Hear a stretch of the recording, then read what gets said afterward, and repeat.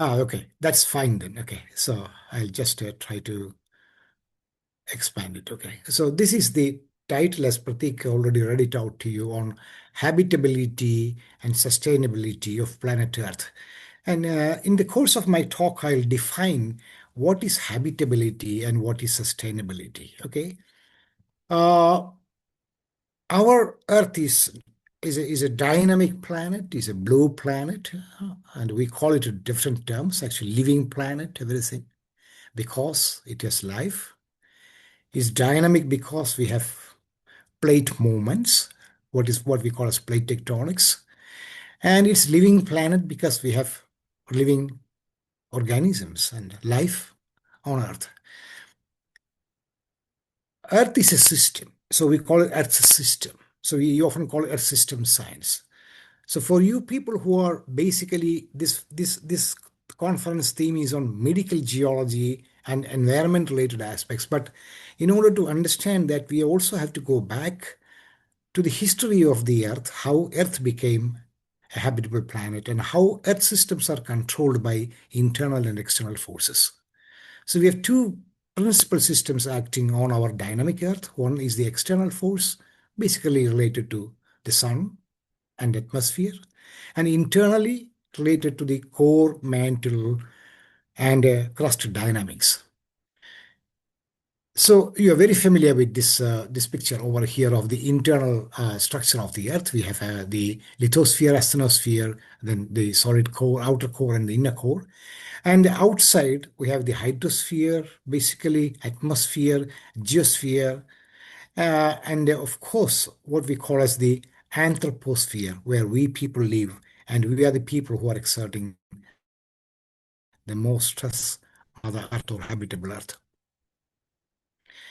Earth was born almost 4.56 billion years ago, and the birth of the Earth was a 30 million year old odyssey, or what we say, the birth pang of Earth, starting from a big ball of condensed gas into fractionation, slowly forming the various spheres of the core, mantle, and the crust.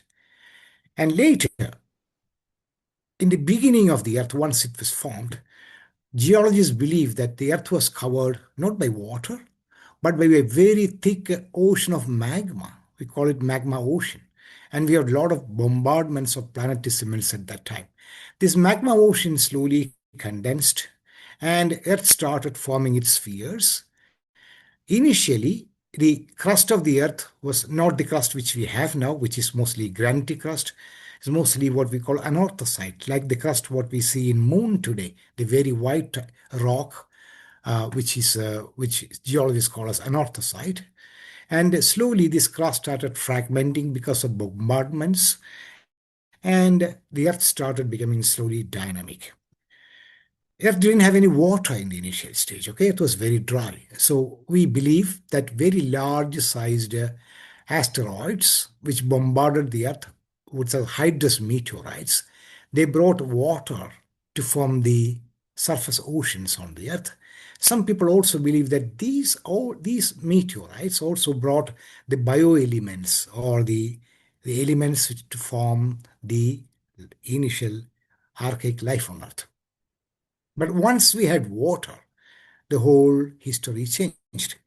Birth of water or birth of ocean also marked the initiation of plate tectonics.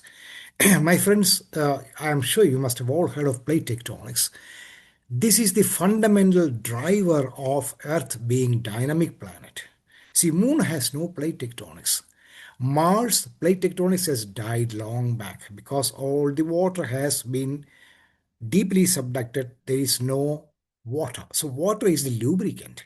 Once we had water on the planet, and once these plates were fragmented by repeated bombardments, then they slowly, and once the mantle became very dynamic, we had a mantle which is a dynamic mantle. It started plate tectonics. So what is the importance of plate tectonics? Plate tectonics is the process by which the Earth built continents, opened and closed oceans, and built large continents and what we call as supercontinents. How does it happen? When an oceanic crust or an oceanic lithosphere subducts, we call it convergent margin. It goes deep, it starts melting, and magmas rise up. And a small arc or a continent is built up. So, continent starts growing vertically. In addition, you have a lot of sediments, oceanic sediments, and also sediments derived by the crustal weathering processes. They are accreted onto this margin. So you can see it grows vertically and it grows horizontally. This is how the continents which we live now. If we have no continents, we'll be in the water. We'll be swimming in the water. If you slice the earth like this, like a big pizza piece, what you see, we have a solid inner core, liquid outer core, mantle, and the crust over here. And geologists have imaged using geophysical techniques, particularly seismic topography, deep mantle plumes rising from the core mantle boundary over here. So you have plate tectonic processes operating in the surface up to 410-kilometer boundary. And the deep earth, you have the plume tectonics, where small plumes rise up, they form into large super plumes, and they disrupt large continental fragments. But plate tectonics has changed over the time. The style has changed over the time. In the very early Earth, what we call the Hadean Earth, we had a very primordial crust, and we didn't have any present day style of plate tectonics. We had some intermittent plume induced subduction. As we move into the younger years of the Earth, as we move into the new Archean time, slowly warm and shallow subduction of the plate started, and then warm and deep subduction started, and present day we have cold plates subducting deep into the mantle. So this is style how the plate tectonics has changed. Simultaneously, we also have what is called the supercontinent history, because supercontinents are when continents assemble into large masses.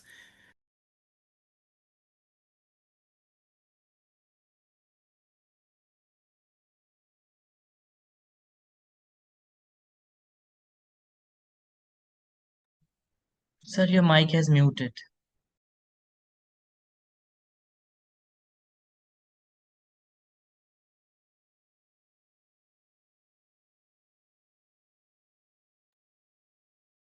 Sir, your mic muted.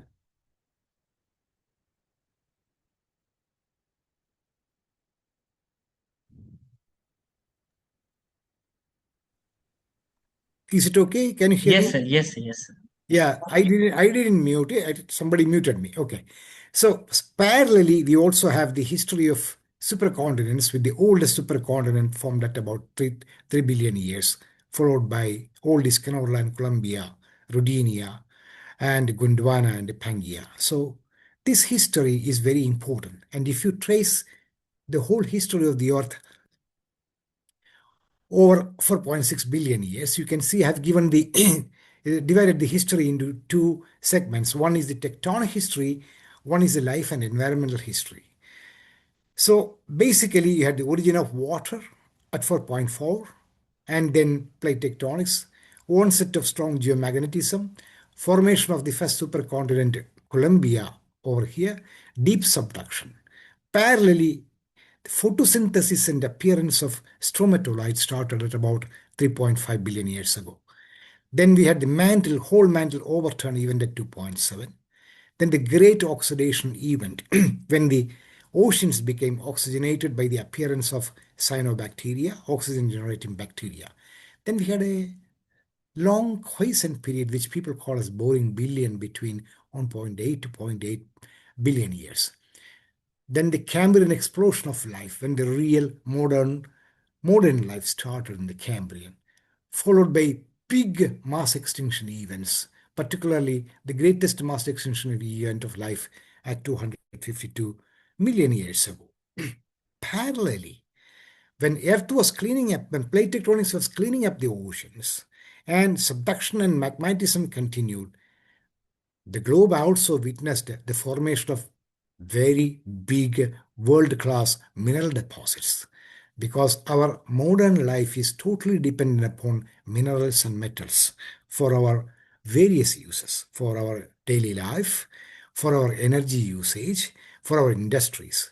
So this slide actually summarizes the major gold deposits, copper, lead, zinc deposits, iron, manganese, nickel, chromium, Pg, uranium, primary, over time from 3 billion years to the very young time. And you can see many of the major mineral deposits named over here and also related to various processes and supercontinents. So, and parallelly, major events, for example, here you had a great oxidation event at 2 billion years over here. Then you had another neoprotosic oxidation event. And life evolution started when photosynthesis by cyanobacteria, prokaryotes, eukaryotes, and you can see that birth of multicellular organisms started 600 million years ago. First plant life appeared 470 million years ago. First human life appeared about 2 to 5 million years ago.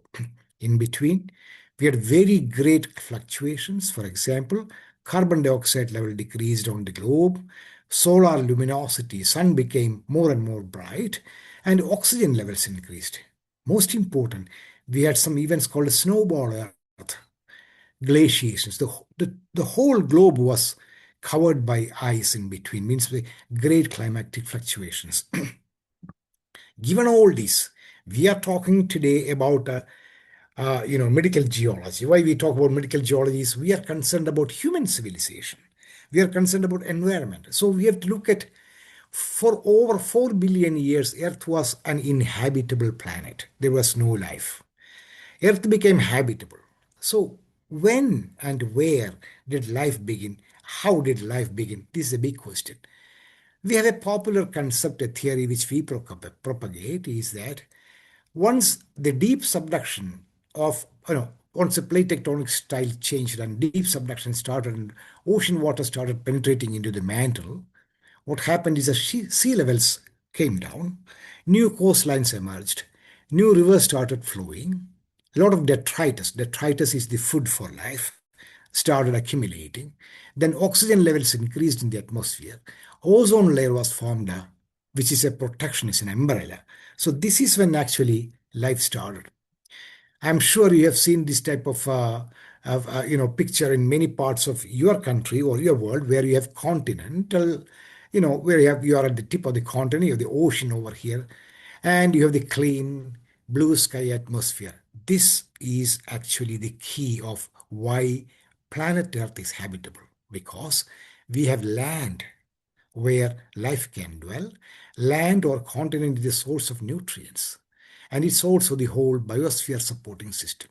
We have ocean where water, oxygen, nutrients, climate controlled by oxygen.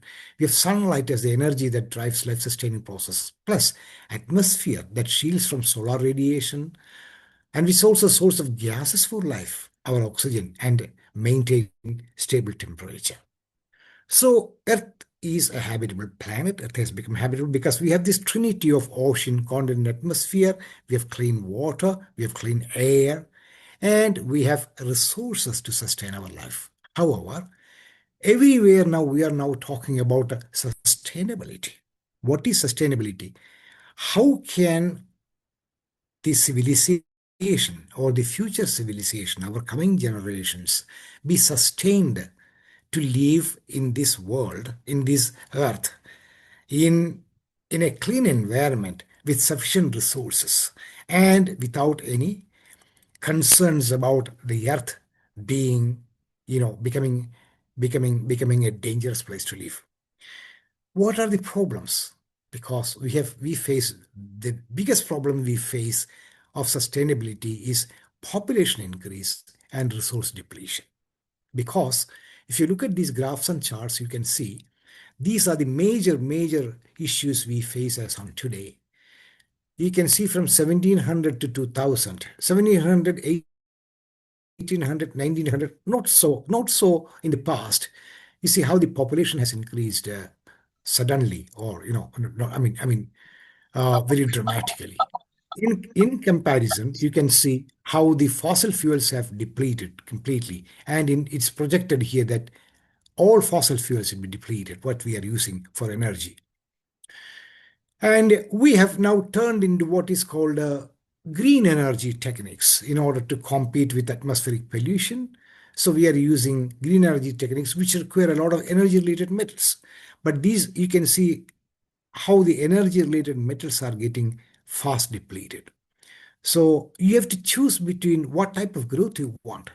If you want to maintain the constant CO2 atmosphere and achieve what is called a net zero 2050 conditions, then your growth rate is very minimum. If you increase the growth rate, means if you industrialize and if human civilization wants to have more and more facilities, then naturally emissions will also increase. Also have the constant threat of what we call as climate change, global warming, climate change, related natural hazards. This is what we propagate usually. But geologically speaking, the warming and cooling cycles have been repeating continuously over the Earth history for several million years, as you can see. We had some warming, then cooling, some warming, then some cooling. So, according to geological estimate, we are not in the warming cycle now, but we are in the cooling cycle now, although you face global warming threats. So, as you know, that we have a people have propagated a big target of what is called net zero, which means stop all carbon dioxide emissions by 2050. Can we attain this? Is it possible to attain this? See, it is in this context that your symposium, the fourth international conference on medical geology and environmental health, which you are holding, becomes very important because you are discussing about the lithospheric processes, the emissions, the industry, implications on the life and soil, plants and animals, and ultimately its implications on humans and their human health. I really appreciate, I commend you on the various topics and themes. I know that you have several talks and many student posters. So this is where science is getting integrated. But when you address these problems, you must also know what I told you so far about how our Earth has evolved through time. It took more than 4 billion years for our planet Earth to become habitable. But once human civilization invaded the Earth, hardly 3 or 4 million years ago, and once civilizations expanded, and once the modern facilities and technologies expanded, we are depleting the resources. We are destroying our environment. So I showed you the trinity of life. The trinity of life is the continent, ocean, atmosphere. But continent, ocean, atmosphere means what? You have to keep the continent supply, resource supply. You have to keep the oceans clean. You have to keep the atmosphere clean. Otherwise, the balance is lost. The equilibrium is lost. Our planet Earth cannot remain as habitable. So lots of studies are being. I just want to show you Professor Shaji's contribution, which we published in Geoscience Frontiers on concerns on environment also relates to various. It relates to air, it relates to water, it relates to resources. It also relates to natural hazards. We are constantly threatened by natural hazards. Climate change also partly influences natural hazards, including earthquakes, tsunamis, flood, drought, and many, many related aspects. So you can read this paper. It's a very highly cited paper on how fluoride contamination in groundwater is affecting our environment, also affecting our human system. So I don't know, my friends, whether you have heard of this organization called International Association for Gondwana Research. It was started nearly 30 years ago by me.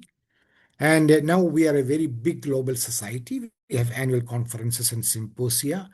We basically focuses on solid earth process, but now we have refocused on what you people are now thinking about concerns on human civilization, concerns on environment.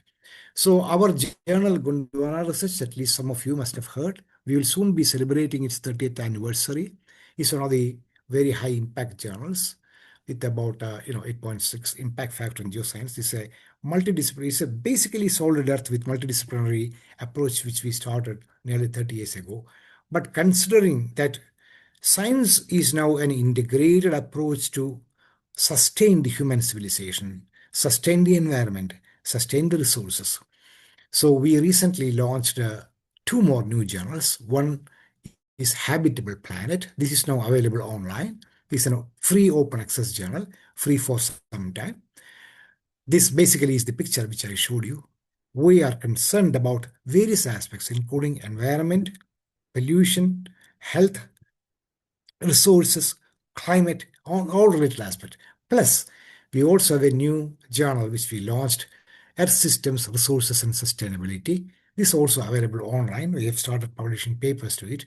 I welcome all the participants of this conference. If you have good submissions, please feel free to submit to these journals because your topic is very, very much focused on the topics of these two journals. Thank you very much. I stop here because I think I have only 5, 6 minutes left if anybody wants to ask any questions. Thank you. Pratik, go ahead. Thank you so much, sir. It was a You- treat listening to you. And I would now like to invite if any questions from our audiences, they can interact with sir.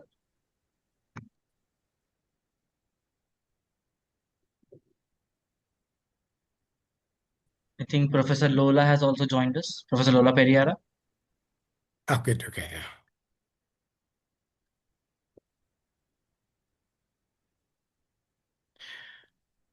Young students, do you have anything to talk or anything to ask? Or I mean, I just conveyed the message that your conference, basically focusing on medical geology, is concerned with the environment, various types of pollution, environment, and health hazards. So, if you want to understand that, you have to also go back in Earth history, understand how our planet became habitable, because this will give you a guidance on how the human civilization or anthropogenic activities are making the planet inhabitable by depleting its resources, by spoiling the environment, and by, in a way, in various ways, affecting our civilization's well being. This is what you are basically studying. So I'm sure that I mean, my talk is a little bit about Earth history, but you should know this. If you are going to work on these themes, you should know what are the concerns which our planet Earth is facing. You can freely ask any questions if you wish. Yes, please take this opportunity to talk with Professor Santosh. Otherwise, Please, if you want to meet him personally, it's minimum 40 days of waiting. You want to have his sorry. appointment. I'm sorry I couldn't participate in all your meetings and other things. I have I'm going crazy with work and travels and the duties. I'm sorry, but I really appreciate the time you gave me a chance to talk to these colleagues. Okay, thank you, Kirti. Okay, Sir, I am It was a here, sir. wonderful, sir. It was wonderful. Okay. yeah, go ahead. Yes, sir. I wanted to Asking. ask what are the current research trends on this topic?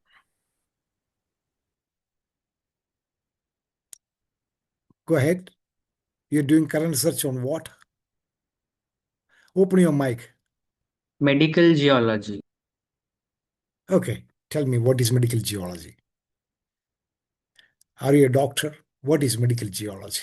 No, no, I'm a postgraduate student, final year master student. Okay,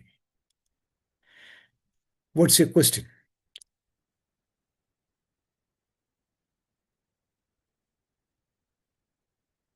And Patik, what is the question? What's the question? So he was asking that as he got inspired by the lecture, and he's asking that what are the current research trends that students can choose as a career choice regarding this field, and That's what very are the good. current domains where they can work on to? Yes, sir. Very good. Okay. I mean, I have a lot of students in front of me. I can see I have a lot of students in front of me. So, my advice as a researcher who has been in the research field for over 40 years and as an editor of at least 5 journals as on today, my advice to you, because I started my research on fundamental earth sciences relating to earth history, basically petrology, geochemistry, geochronology, tectonics, and all these things. But the times are changing. Many of the fundamental earth science journals have a very low impact factor now. And what is booming is actually topics related to environmental sciences, what you're doing actually. environmental sciences, resource analysis, and energy, environment, climate, and natural hazards, including human health. Of course, all these are related to our human civilization's health. When you say medical geology, it's a very general term because we are not doctors, okay? I mean, we are doctors, we may have doctor degree, but we are not going to treat any patients. So when you say medical geology, it doesn't mean that we are going to use geology to prepare a medicine or to prescribe a medicine. Okay, somebody comes to us and says, yes, okay, I'm geology, I'm going to prepare this medicine. We are not that. So medical geology, you have to understand in its correct terms. Actually, it's not medical geology. It's related to human environment and human health. Do you understand? This you have to understand. No, when you say medical geology, it is a term. Also, I don't know I don't know whether you know a medicine called Unani. I don't know what its translation into English is. Anyway, some Indian traditional doctors, I know the not doctors, doctors, okay, were there. We used to call them Unani. I don't know what is in English. Well, it's maybe my local language. Anyway, for example, treating with sulfur, treating with mercury. In old days, these doctors, these so-called doctors, they use some sort of minerals. This is minerals. These are not chemicals, powdered minerals, to treat people for several types of illnesses, including various types of illness, even poisoning or snake biting and many, many, many things. This actually came from minerals. So we have a branch where minerals are sort of medicines. Of course, all medicines are chemicals. Part of them are definitely derived from the composition from minerals, definitely. There's no doubt about it. For example, if you have diarrhea, intense diarrhea, you take a medicine.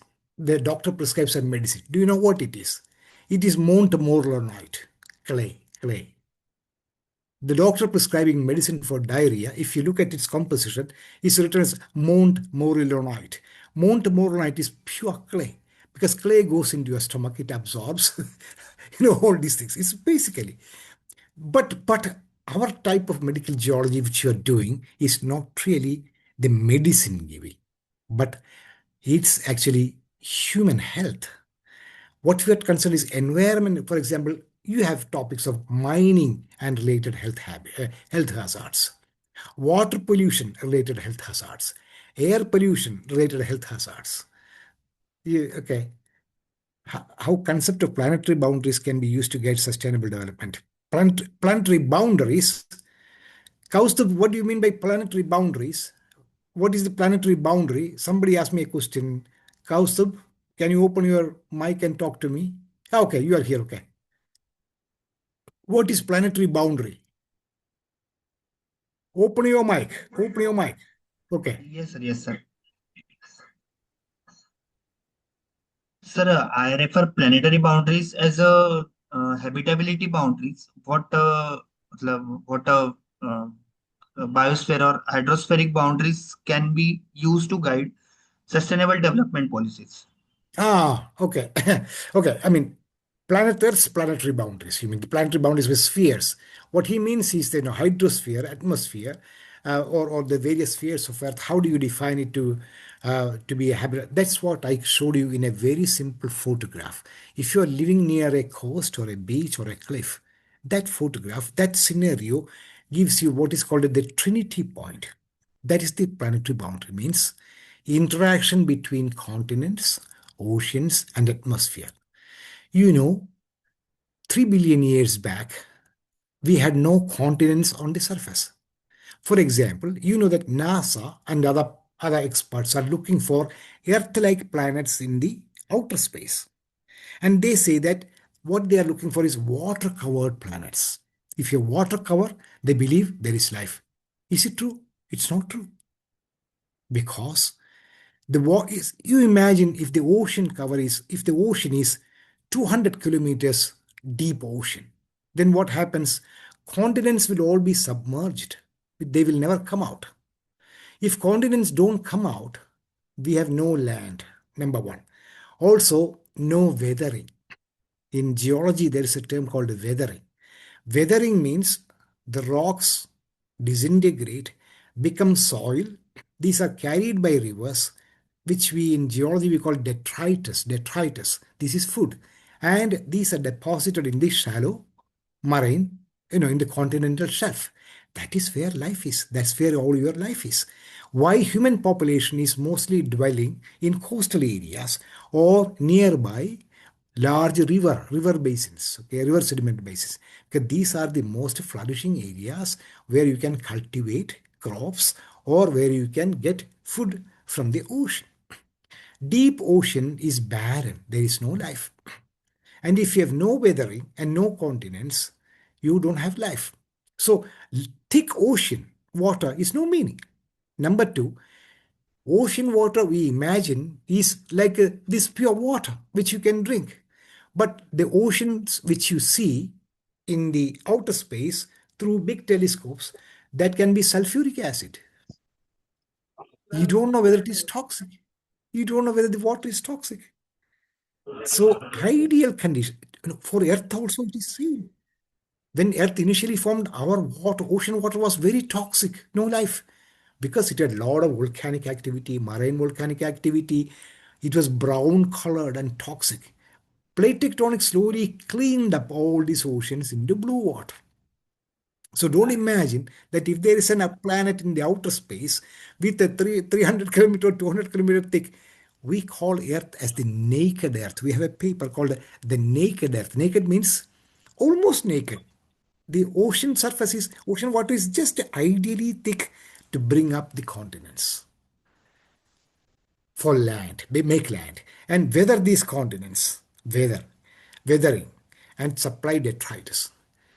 This I didn't show you the slide. I always show a very simple slide. When you go around in places, you can see that small, many plants are growing on rocks. These rocks are, plants are into the roots and they're absorbing minerals, their food, or in the soil. You see, we are planting in the soil, rice, or anything, or fruit plants or anything. So there are, what is soil? Soil is the disintegrated product of rock. So plants are absorbing these minerals, means their food. Then animals eat these plants. And we as human beings, how do we survive? If you are a vegetarian, you eat plants and plant products. If you are a non-vegetarian, you eat animals and plants. So we are essentially getting our nutrients from weathered rocks, from minerals. So this is why this is habitability. This is the true habitability. So if you spoil this environment, like if you destroy this sort of environment, then we are into your realm of what we are concerned about: resource depletion, climate changes, then and environmental destruction.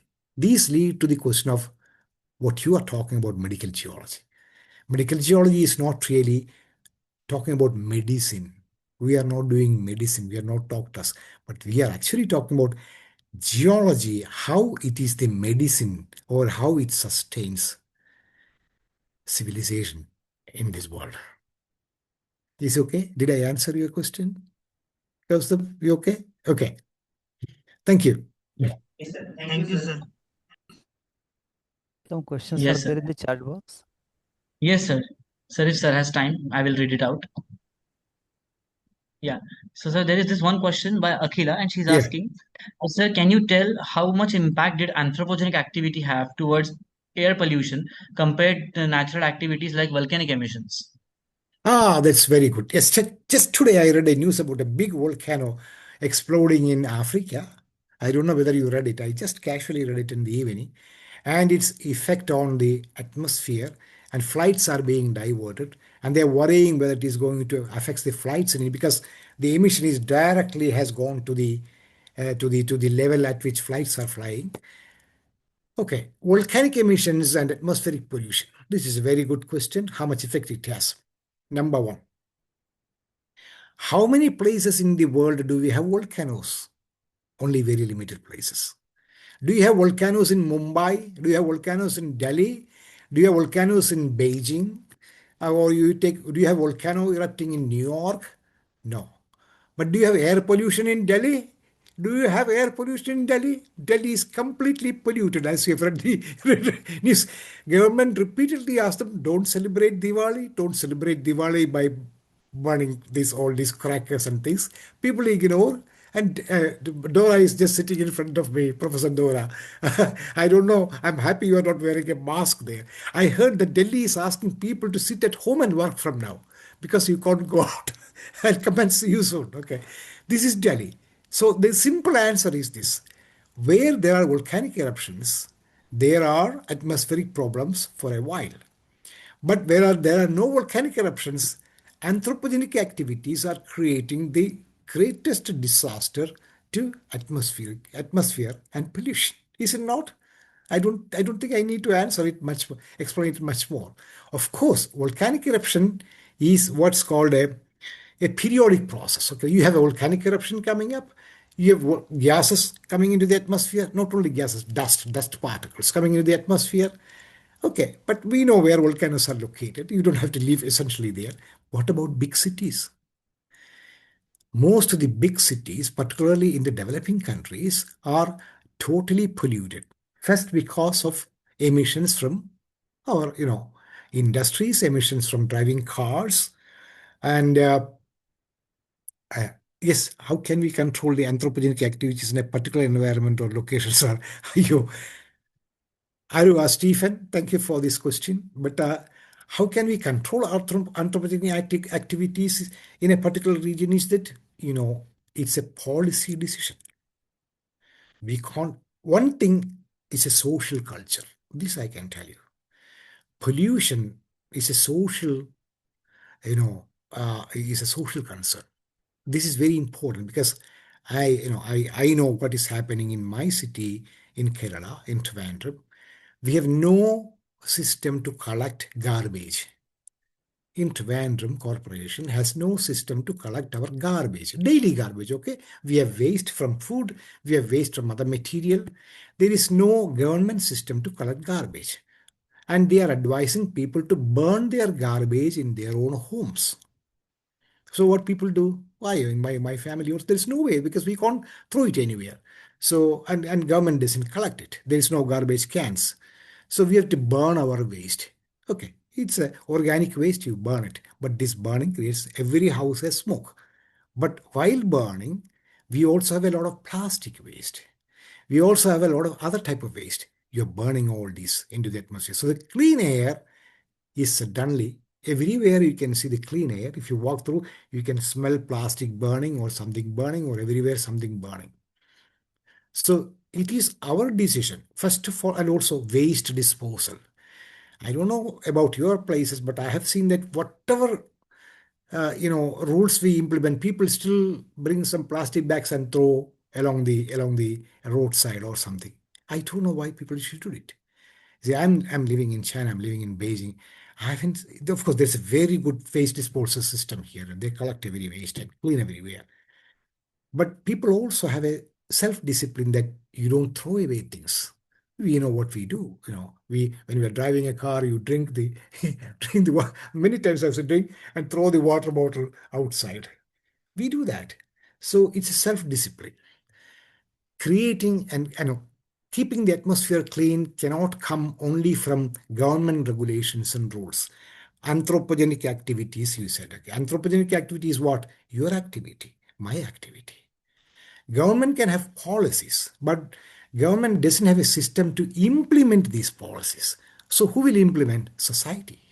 Human society has to implement. So we need a self-discipline to make sure that we keep our environment and atmosphere clean. That's one way. But problem is we still have to drive cars. We still need industries. There'll be emissions. So we can't control all this. To an extent, we can't control. But Earth is a self-cleaning system. You don't have to worry much about it. People are alarming you very much about global warming. It's not true. Global warming is not true. We have locally pockets of, hot pockets or heat centers in some places. But geologically, we are in the cooling cycle. You can see winters are getting more cold in many places, particularly in the northern hemisphere. But I believe that it's a social culture which should generate, plus government policies, how to reduce. We have mining activities going on many places where we don't have regulations for the waste disposal or effective waste disposal. So this has to come as a society's culture or as a country's policy. It takes time. And younger generation, you people have to really feel this and talk about this and fight for, because you have to protect this planet. Is for whom? For you and for your future society. That is sustainability. Sustainability is not that I live, I'm happy, I'm sustainable, and something happens in the future. No.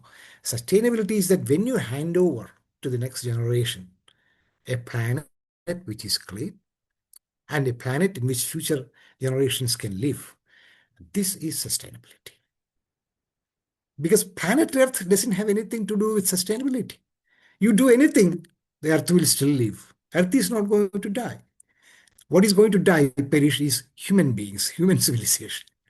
Nothing will happen to Earth because Earth has witnessed more Santosh, severe climatic. Oh, yes, please, Shaji, please. Okay.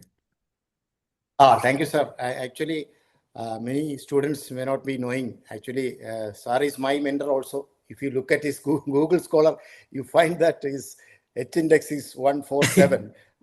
Citation is around 1 lakh. Oh, I He didn't is think. Okay, I thought it was 1.5. only It was leading going to 1.7. technologists in the Yeah. world. So, I mean, students are so lucky that Professor Randive and could bring Santosh sir into this platform, and he has. I mean, I know he will talk maybe hours, but he is physically Time tired. is out. I know I have taken more 15 minutes more. Okay. Yeah, Yeah, yeah. I'm And sorry. thank you so much, sir, for sharing your insight into these students. And I am also so happy to hear again, as a student, I was listening to you. Thank you so much for enlightening these students and the Thank you. Thank you, conference. Shaji. I'm Thank you, very sir. happy to see you. Thank you. Yeah, Thanks thank you. to everybody. And okay, thank you very much. And to Professor Dor, I'm sorry I have taken 15 minutes more than allotted to me, but I have to answer my young friends' questions. Please feel free to write to me, okay? You can send emails to me. My life is dedicated to the young generation, and I don't have anything else to gain other than growing you and making your dreams come true. If you want to publish in our journals, just ask me. I'll try to help you in whatever way I can. And I would again like to thank Professor Randive for, he's the person who invited me to this talk. And I apologize for not being able to attend all your presentations because my life is, it's almost nearing late night here, but I still have to work after this. Thank you, Thank, everybody. thank you Thank you. so We are much, deep, sir. Thank you so yes, much, sir. Sir, we are it was deeply no less honored than to a have you dream, sir, here. listening to you. Yes, sir. Okay. We are So really honored. shall I log out now? Shall I log out now? We have more programs now today, is it not? Yes, sir. We have more sessions. Okay. They're Shall coming. I shall I shall I leave now from this?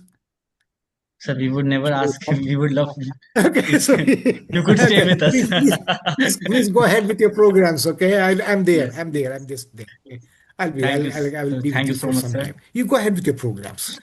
Thank you very much. Sure, Thank sir. you. Thank you. Good luck to all of you. Okay. Thank you, sir. Thank you. Thank It you. was a Thank dream you once listening to again. you, sir. Thank you And once again. yes, Bye sir. bye. And on behalf of the entire Bye bye. organizing Bye committee, bye. sir, Bye I'm bye. more than grateful. Thank you, sir. Thank you. You're doing a wonderful job. Okay. Bye. Very happy to see you all. Okay. Bye. Bye. Bye.